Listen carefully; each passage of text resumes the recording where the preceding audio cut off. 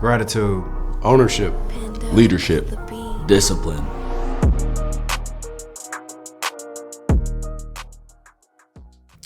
All right, here we are. We just finished week 0. The coaches show. We had a week 0. We had some sound problems on the coaches show. Right. I think we got them fixed today. We'll see.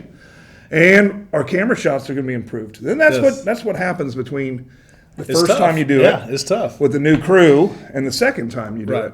So you hope to have a big improvement between first game and second game and first show and second show. And probably similar, we watched the coaches show. We did film study to see the different shots and see what each of our players maybe could improve on. Right. So we got similar jobs. We talk about that all the time. I mean, that's life. You're always trying to improve. You're always trying to get better. Always trying to correct mistakes. Try not to repeat mistakes. So it's always a process. Yeah, and that's in everything in life. So week 0, I'm sorry. Right. It was a great game at times. Yeah, absolutely. Brilliant at times, and then of course you saw what you expect on week 0. Right. Miscommunication. Yep. What I really noticed is a couple of your players. I heard McLean's. Well, I said McLean's name a lot. He was on the spot. He was with that quarterback all night long. He just hanging out with him a little bit, making some plays. Yeah. Well, when you're playing Del C, their quarterback's so slippery, so fast, and Jacoby had to be able to take care of him, and did for the most part did a really good job of it. And Jacoby's had a great spring, great summer. And look for him to have a huge year this year. Just keeps getting better. Super good athlete. Real smart kid. Tough kid, works really hard, good leader, fiery personality, kind of guy, and been a lot of fun to be around. Bought in, and has kind of just worked himself into a starting position his senior year. So really proud of Jacoby. Yeah, and you had one of your not young, but one of your cornerbacks that was just making play after play after play. Yeah, Austin Hubert is probably who you're mentioning. Yes. Is another junior has stepped up. Had a huge game 1, same thing, huge spring, huge summer, huge off season, all that kind of stuff. And so you're kind of just seeing some new names, kind of come on the scene. When you replace 14 starters, going into a season, like you're going to have some new names come in, because we kind of had a run with the same a lot of 3-year starters that graduated last year. And now you're having to kind of get the new guys in. And so it's exciting to see that. And Austin Hubert's had a huge scrimmage, had multiple catches the other night, on offense, as well as just really, really, really dominant at corner. And really proud of him. Just couldn't ask for a nicer young man that works hard, really athletic as well. Well, I love seeing people step up. Go ahead and talk to me a little bit about some of the people that it was their first Friday night start. I mean, because there were several. Yeah, that's a lot. It's a lot. We have, raise when we're in meetings, say, hey, raise your hand if that's your first ever varsity action, and it's like, 13, 14 guys, that they'll raise their hand. And so I couldn't be more proud of them. Obviously you want to come out on top. We want to win. That's the goal, is to win the game. But, on the same token, it's always a process to try to just continue to get better. And, although there was, as you mentioned, some miscommunication at times, I mean, really, there weren't a ton of penalties. There weren't a ton of just total sloppiness. We have more turnovers than what we want. But, all in all, it was a fairly clean game for week 0. And I was really proud of how our kids handled, a tough opponent and, under kind of adverse circumstances and, in a hostile environment and all that kind of stuff. And, it's tough to do. And so I was proud of them. We want to win every week, but, what we talk about internally is getting ready for week 11. We want to get ready for week 11. We want to get ready for playoffs. We want to get ready to try to be playing our best ball going into the playoffs each year. And traditionally we've been able to do that.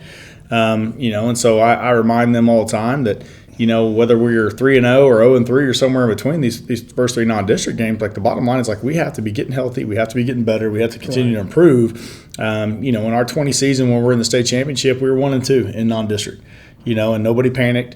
I tell our guys all the time that, after this, if I told us for the game, I'll tell them for the game this week, if we win the game, great. If we lose the game, okay. We want to win, but I'm not going to drive myself off a bridge if we lose, and I'm not going to get a commemorative tattoo of the win if we win. It has to be somewhere in between those two, where you're understanding that, you're trying to win, but all in all, we're fighting for a district title. We're fighting to get better. We're fighting to try to get a state championship. And to do that, we have to continue to improve each week.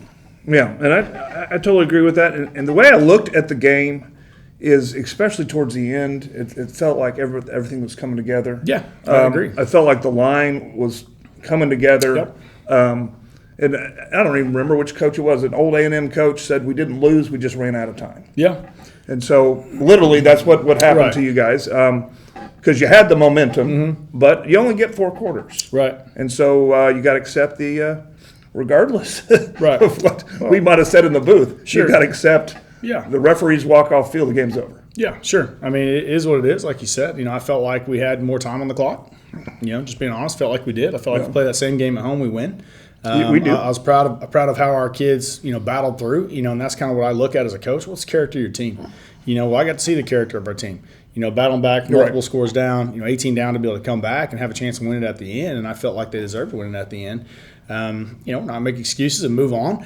But I felt like should have won the game and had a chance to win it. Yeah. Is what it is. We'll move on to the next one. But yeah, I felt like we had time. And it felt like should have had time and did have time. During the broadcast, we made that clear. But we'll move on. At the end of the day, you got to build from where you are. Like you mentioned, didn't happen, right? So we move on. But again, what's not lost on me and all that, confusion, if you will, is the fact that our kids, handled adversity, battled back, didn't do any infighting, continue to battle. Coaches stayed engaged. All those things that you need for championship, level teams.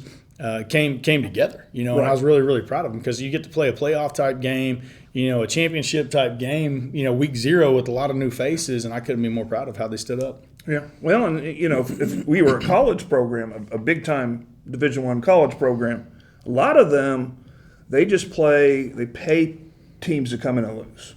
Right. They play these smaller teams. That's not what we're doing. We're fixing. It wasn't lost on us when we scheduled Del City and Edmond, Santa Fe, and Westmore non-district that those are all top-notch programs. I mean, that's obviously on purpose. We could go schedule school the poor and blind, but we didn't. We scheduled teams that are tough and wanted to get that because you want to get tested. Like, the bottom line is you don't really know what you have every year in high school football. You have an idea, but you don't really know until you get into game situations. And once you get in those game situations, now you can start correcting problems. You can start moving guys around. You can start doing all those things. But I would much rather find out weeks 1, 2, 3 than weeks 11, 12, 13. Right. And that's where you're trying to kind of get to. And so we got to see what a lot of guys can do and what a lot of guys can improve upon and all those kind of things. And you got to see it really quickly. And I'm sure you'll allude to here in a second. We'll get to see it again this week. Our week 1, 2, and 3 opponents are obviously super, super tough. And that's by design. And that's where I was going next, Coach. What, as a fan, as a broadcaster, what do I want to look at with this team coming up? What positions am I looking at? Who are their playmakers?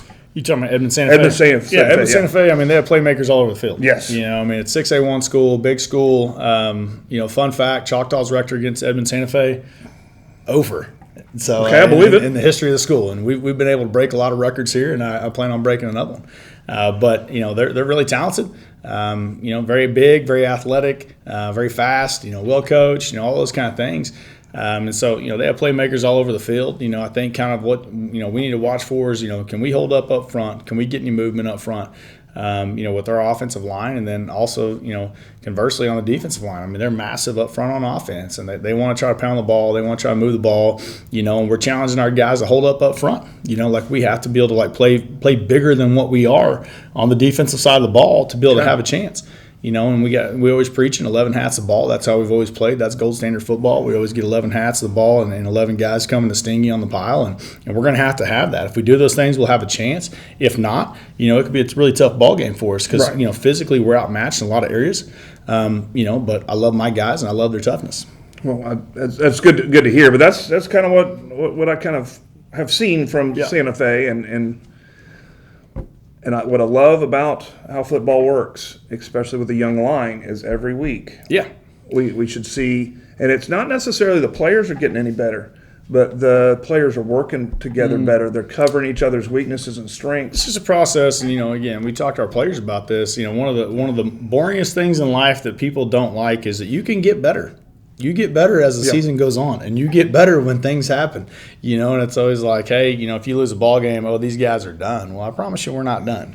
And you do get better when you just continue to, beat on your craft, you work on your craft, and just, have that attitude every day where it's like, I have a growth mindset and I'm going to get better each and every day. We're always preaching that to our kids, and our kids believe that. Our kids are fine. Our kids are, understand that, like, we schedule tough opponents. We want to win the game. We'll do our best to win the game, but we do not ascribe our own identity based on outcomes. Right. You can't. In this business, you can't. If you win the one, doesn't mean that you're the best. You don't need to work. And if you lose, doesn't mean that you need to shut it down and you're done for life. It's always somewhere between. It's always the process of just continual improvement. And our kids understand that and get better. But, as you mentioned, like, going back to Santa Fe, they lost a heartbreaker to Jinx 10-7, or excuse me, 14-10 and 13-10, excuse me, and should, arguably have won the game. They had a pick six. They actually outscored Jinx on offense. They shut Jinx offense completely down, which I can assure you is not easy to do. Which, very quality 6'1" opponent. Former, state champ. So it makes it really tough. So, we know we have our work cut out for us, but, we're excited about the challenge. And, but with that said, it really is true. Like, it is never about the opponent. It never can be about the opponent. It always has to be about Choctaw Yellow Jackets. And Choctaw Yellow Jackets, like I assure you, our focus internally is getting better as Choctaw Yellow Jackets, not focused on whatever our opponent is that week. Obviously we game plan and scheme and do all those kind of things. But ultimately, like, if we get better at what we do, then we'll have a chance to be successful. If we don't, then it won't be the outcome that we want. And so we're internally focused, and we've had a great week of practice, and really, really excited. Our kids, don't skip a beat. They know that they're champions. They know the kind of work they put in. They know what kind of potential that we have, and they know that all of our goals are out in front of us. Well, we got a home game, our first home game. Yeah, I'm excited. I love being at home. Glimpse of Gold, first home game. Like, the community all comes out, see what's what. The band is going to perform for everybody. Yes. I think we also have the which I checked out their show the other day. Yeah, I saw you there. Really, really awesome, and it was super nice. Mr. Hawk brought some. Coach Hawk brought some players. You brought some players. We had a huge turnout with the football team, which was really cool. I like that because it's. I've always said my favorite sport is football, but not because just football. We got band involved. Absolutely. We got ROTC involved doing the flag ceremony, doing push-ups on the sideline, which honestly I don't know if they like you becoming the coach, because there's been some games that those poor young men are just dying, just absolute dying. Yeah. They like the old coaches before when we'd get maybe 6, 12 points. So that might be something you might need to apologize to some of those young men when you run up the score a little bit. Walking around the hallway is just massive. Yeah, maybe you're just triceps just. But we got cheer, we got palm, and then of course the student section. I've been here a long time. The student section is times 10. Right. Dressing up, going crazy. Students are awesome. And so it feels like, we got 1,700 I think in the school. It feels like we almost have close to 800, 900 probably involved. Right. In football. So football is so much more about it. So home games, it is like. I'm piggyback on what you're saying, and that's what I think is special about Choctaw, because it's the atmosphere. It is cool. Like, I love seeing, like I said, band, cheer, palm, ROTC, the Little League, running through the smoke, all the stuff, the fans, the student section, all those kind of things. And regardless of it being, a football game, obviously I'm a coach, but it's just, that's a great community event just to put everyone together, and for a common cause and to support our kids, and I love it. We love being at home. I tell my coaches that are new to the district, I'm like, wait till you have a home game. Just wait and watch us pack this thing out. Watch how loud it gets. All those kind of things. It's really like not necessarily a game; it's an event. Yes. It's a really cool deal. So I can't wait to be back at Bill Jensen and and expect everybody to be really loud and rowdy on Friday. And have a good time. Yeah, and I think we're going to end on that because it's happening. It's happening when this video comes out. It's happening probably 4 or 5 hours, something like that. We're in. And so get ready. Okay. Get ready. We're ready. All right. Until next time, let's stay classy, Choctaw. Gratitude. Ownership. Leadership. Discipline.